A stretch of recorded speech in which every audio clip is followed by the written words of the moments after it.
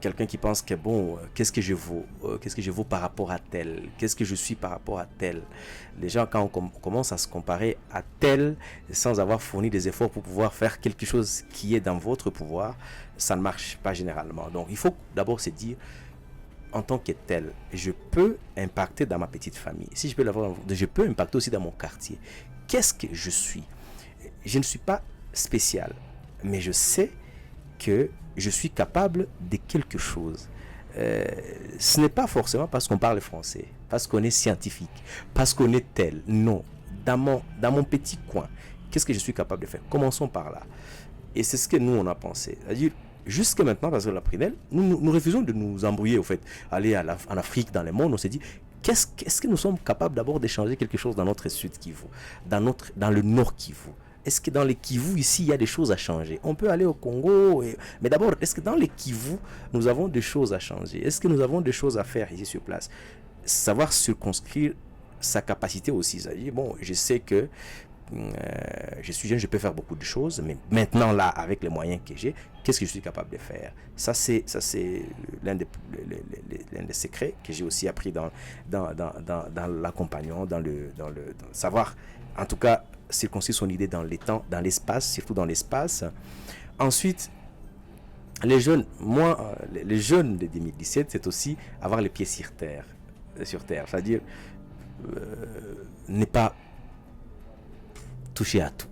On sait qu'il y a beaucoup d'idées, beaucoup d'opportunités, beaucoup de choses. Il y a beaucoup d'opportunités parfois qui vous font oublier que vous êtes sur une idée. Mais pourquoi oublier l'idée que vous avez commencé? Parce que vous pensez qu'il y a des opportunités. Et finalement, à la fin, on ne continue plus cette idée-là, on la laisse pour pouvoir suivre les idées des autres. Alors qu'on avait des convictions, des idées, des convictions à défendre sur certaines situations. Donc, savoir vraiment se dire, j'ai une idée, je la défends, je la soutiens, j'accompagne, ne pas disperser sa tête sur des choses qu'on n'est pas capable de savoir faire tout de suite là. Donc être focus sur quelque chose. Et ensuite, ces jeunes de 2017 que j'étais a appris aussi que on, on ne sait on ne s'écarte pas trop souvent des expériences de ceux qui ont réussi ou de ceux qui ont fait des idées. C'est ceux qui peuvent nous donner des conseils. C'est vrai que parfois on se dit, je connais, c'est parce qu'on ne sait pas vraiment. Parfois ce sont des conseils, des idées, des avis des autres qui vous disent, ici nous avons échoué parce que nous avons fait ceci. Et c'est à partir de cet échec-là qu'ils vous disent, ah ok, si je faisais le contraire ou si je faisais presque la même chose mais en changeant la méthodologie, ça peut aller. C'est-à-dire, cette expérience-là, des gens, des aînés, de ceux qui sont passés devant nous peut être très utile. L'autre chose, c'est que j'ai appris que le travail est très important. Le travail est très important. Je le dis, il faut parfois se passer du confort actuel. Le confort, c'est bien quand on s'est dit on est jeune, généralement on est tombé là, on s'est contente. Moi j'ai déjà un numéro matricule dans l'administration publique, vous savez, je gagne 200 000 francs chaque mois, c'est déjà suffisant. Et bon, le confort, c'est bon, mais après, quand vous évaluez votre influence sur la société, vous vous dites, mais bon, je ne suis finalement que celui qui a eu des salaires, je suis celui qui a eu des salaires, de l'argent, et après, qu'est-ce que j'ai pu donner aux générations futures? Donc, ces jeunes de 2017 a appris aujourd'hui aussi que rencontrer d'autres personnes dans la vie, aller à la rencontre d'autres jeunes, de ceux qui font bien ou qui ont eu à faire la même chose que nous, peut être très utile pour nous. Je remercie les Congo Leadership Institute. Je le dis en tout cas, je le répète, je le dis à tout moment, pas seulement sur ces plateaux ici. Je me souviens qu'à l'époque, vous me recommandiez d'ailleurs des gens sur le Burundi qui parlaient de... À l'époque, évidemment, sur cette région, il n'y en avait pas nombreux. Vous me recommandez des gens sur Bujumbura, des gens dans la région pour pouvoir parler de ce que nous faisions, qui étaient dans le même domaine que nous. Ça, c'est une rencontre... avec des aînés qui vous disent, nous connaissons quand même ceci. Ça, c'est le fruit d'un réseautage.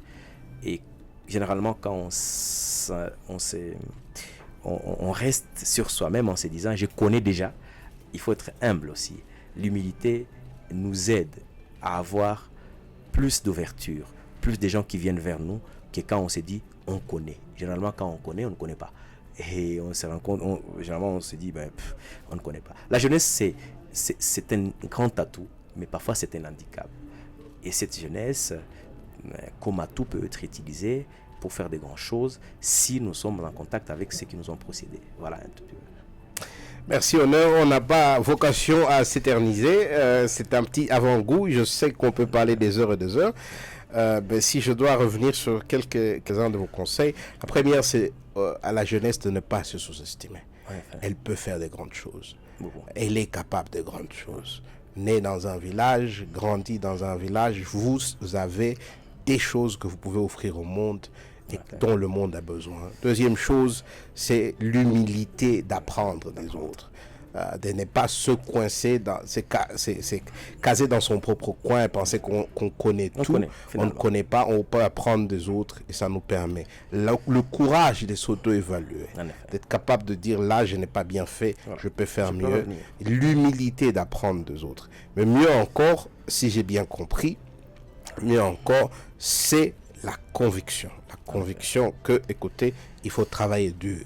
Parce que le succès, c'est la résultante du travail. Ce n'est pas un fait du hasard, ce n'est pas un fait de rester dans sa zone de confort. C'est de prendre des risques. Et cette conviction, des fois, vous coûte des amis, vous avez dit. Des fois, vous rend incompris. Mais finalement, à la fin, plus tard, les gens voient la vision se matérialiser et ils ont du respect pour vous. Et du respect, j'en ai pour vous, mon cher ami Honneur. Et si vous passez, je veux le répéter, il faut parfois aussi accepter il faut parfois accepter de laisser certaines amitiés.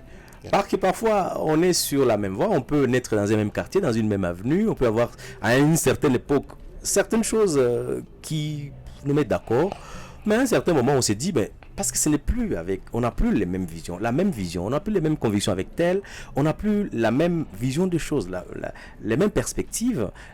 Le mieux, ce serait un tout petit peu de s'écarter de ces chemins-là et de construire d'autres horizons. Parfois, c'est difficile et c'est lourd, parfois vous êtes très mal vu, parfois vous êtes très mal interprété, mais il arrive évidemment que vous puissiez prendre ça pour pouvoir vous concentrer à l'essentiel. Vous me rappelez d'un clip de Terry Perry, le grand producteur et acteur américain, qui dit quelque chose de très intéressant.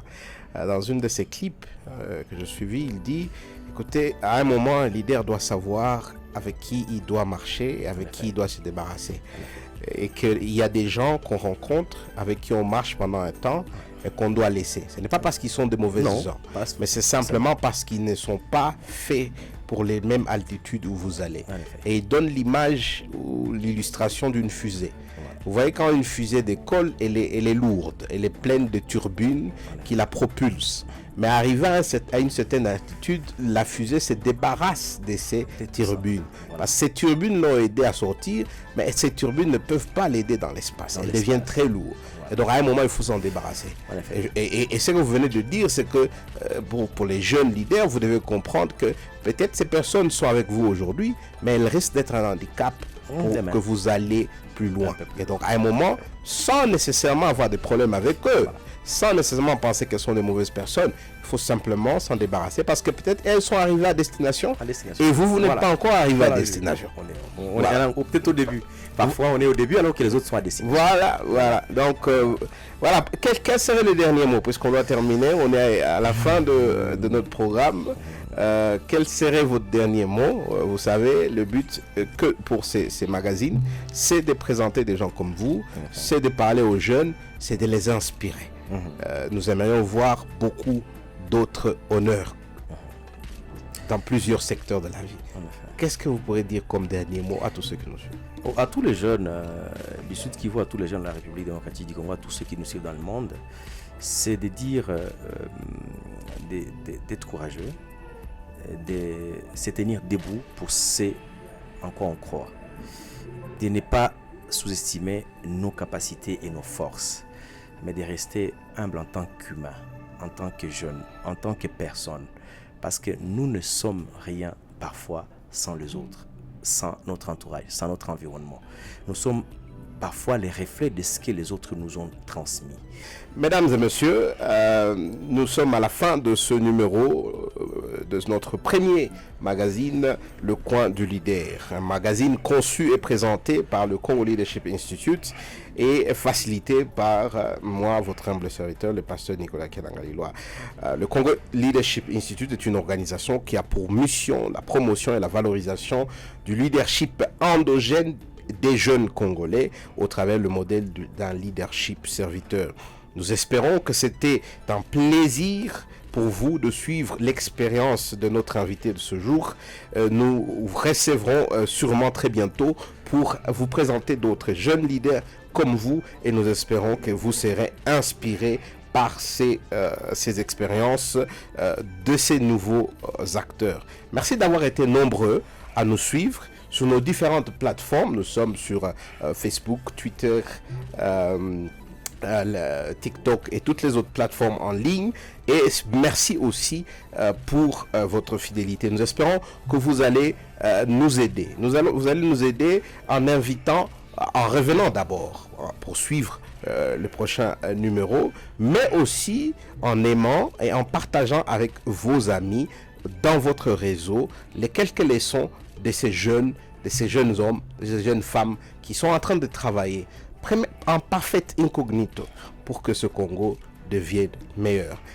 Ensemble, créons ce mouvement qui va faire que le Congo ne soit plus la risée de tout le monde, mais qu'il retrouve sa place de grandeur, son destin de grandeur. En attendant donc la suite, en attendant notre prochain numéro, aidez-nous à partager cette émission avec vos amis, connaissances et membres de famille. Appliquez le principe que vous avez appris de cet épisode. C'est la raison principale pourquoi nous interviewons ces gens. Nous voulons que vous appreniez ces principes, que vous réussissiez dans votre vie et dans votre leadership. Appliquez donc ces principes que nous avons appris dans cet épisode et surtout, soyez inspirés. Et ensemble, changeons le destin de ce cher et beau pays. Il est temps que le Congo retrouve sa place de choix dans le monde. Il est temps que le Congo redevienne ce pays grand, craint et aimé par tout le monde. Il est temps que vous, jeunes, y contribuez. Et cela passe par le travail que des gens comme vous, comme moi, comme notre invité de ce jour font quotidiennement. Que Dieu vous bénisse abondamment et à très bientôt pour un nouveau numéro. Merci.